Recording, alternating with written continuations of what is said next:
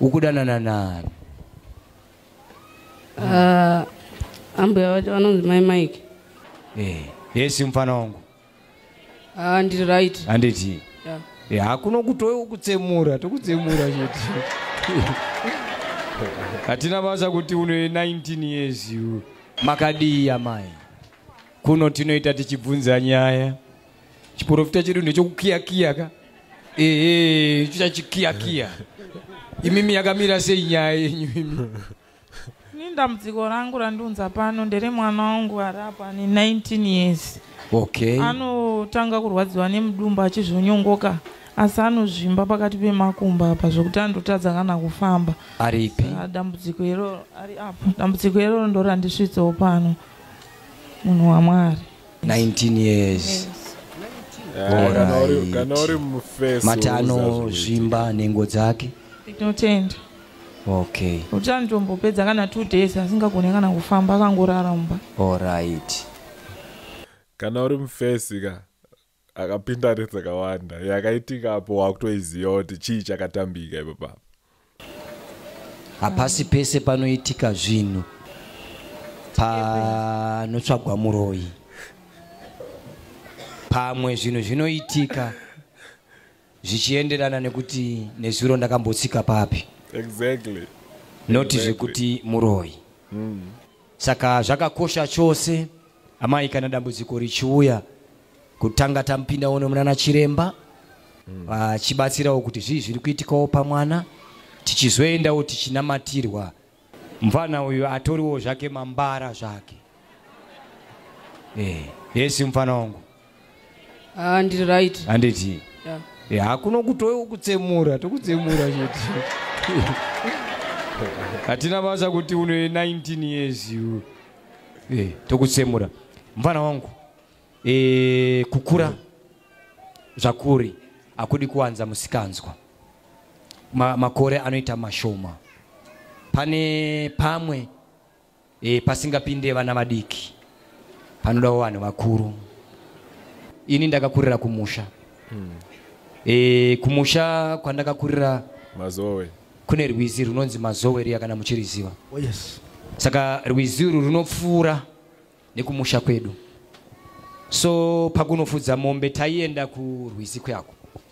But pane mamwe madziva tainzi ativive kana kusvikirwa padhuze nawo. Murwizi mupi? Unonyura. Kana mombe yakutenda ikoko baba speed yatinoruwa kana matombo atinonhonga kuti isaende kudziva kupi? Igogo. Ndo zvakaita upenyu mwana wa mai wangu uchiri mudiki. Mune mamwe madziva asingagezerwe chero ane mvura inotonhorera sei. Madziva iwawo svikirwe padhuze. Ariko muupenyu kuti ukure zvakanaka muningina wangu. Zvimwe zvino itya. Zvimwe zvino itya. Usangoenda mune zvese. Itya. Unofa manje so. Manje unofa. Zvimwe zvino itya. Ndiani wauri kudanana naye mukuru kwaunogara uko? Muarea medu pana mai vane ma-tuck shop. Ndokandaipota ndikaenda notenga zvandaida ikoko.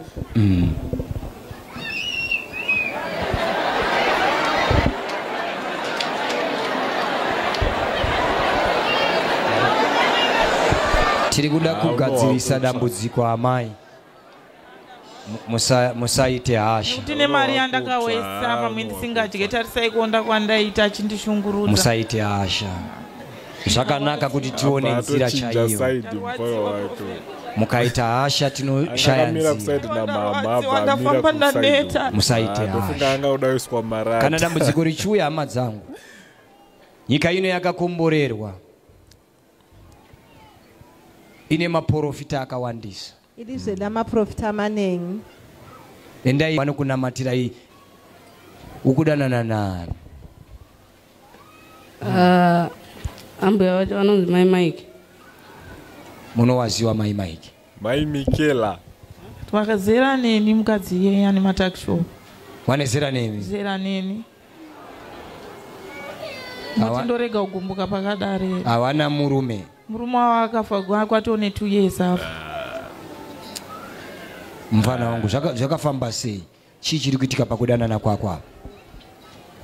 Kuna mai kichakaitika ndakasvika ndotenga dhere kutanga ndasvika nditenga ngandichida ndatenda umba dhere chitu wakatosvika wabva kutoita tora mabhisiketi ari apa ndatora kanza ndanida kuti ndibhadhare kanza asiya mangwana acho ndatoona kuti mamuza anangu anga aitonakirwa nene mukaona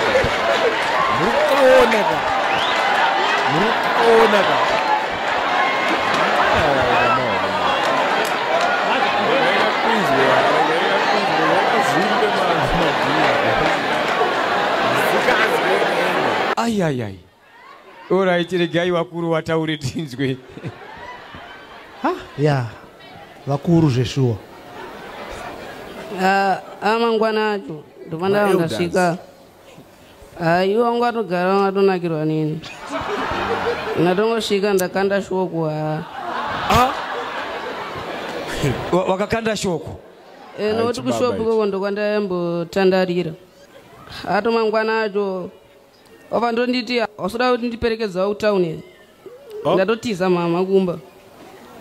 Totaenda. Wantengera foni. Mwana wa amai. Wakasika kurasika uchiri mudiki. Hey.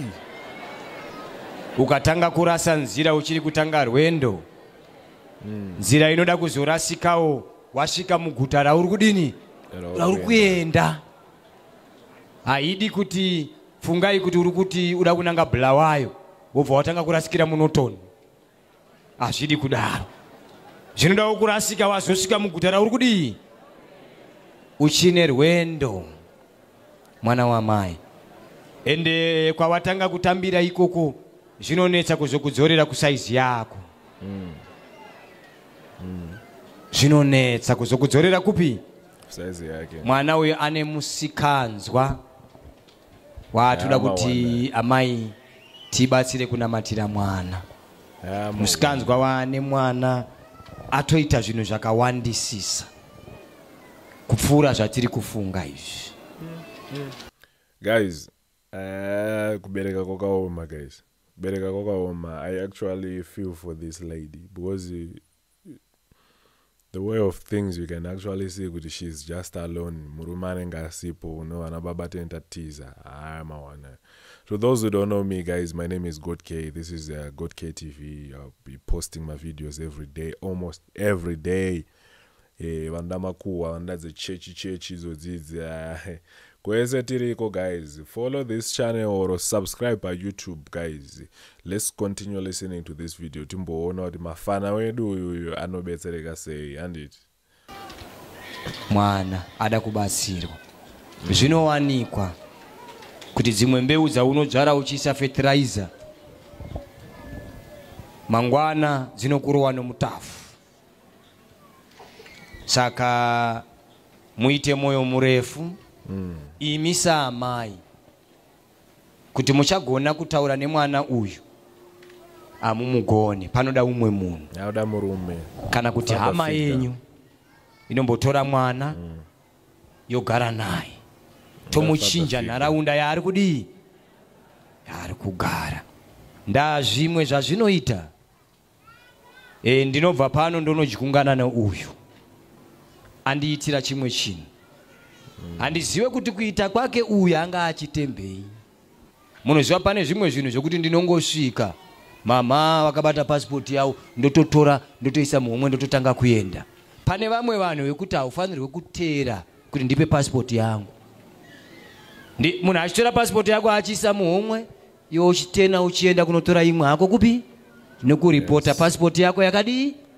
Yakabiwa. Mumwe haasi wekuteera abanda chaita kuti atore passport yaanoziva kuti iye haimushandire ine fesi ya uyu agoita chivindi chekuenda nayo